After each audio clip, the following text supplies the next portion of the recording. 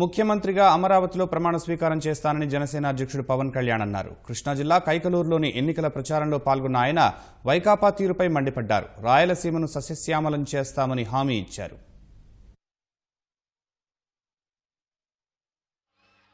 రాయలసీమని రక్తాల సీమగా చేశారు.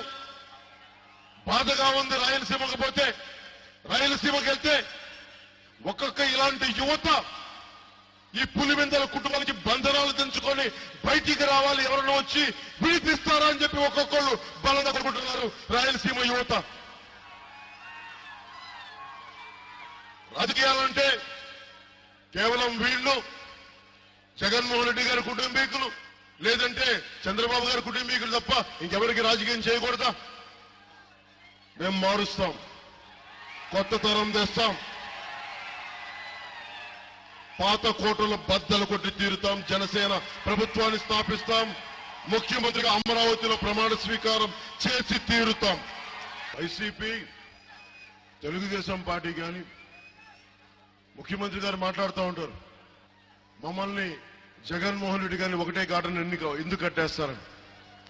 అని మళ్ళీ 2014లో ఇదే కైకలూరుకి వచ్చి భారతీయ జనతా పార్టీ అలయన్స్ అని చెప్పి ఇక్కడికి వస్తే మీరు ఇంతమంది స్పెషల్ కేటగిరీ స్టేటస్ ద్వారా కైకలూరు యువతకు ఉపాధి అవకాశాలు కల్పిస్తాను ఆ రోజున మాట ఇచ్చారు. ఈ రోజున స్పెషల్ కేటగిరీ స్టేటస్ మీద భారతీయ జనతా పార్టీ వెనక్కి వెళ్లిపోయింది.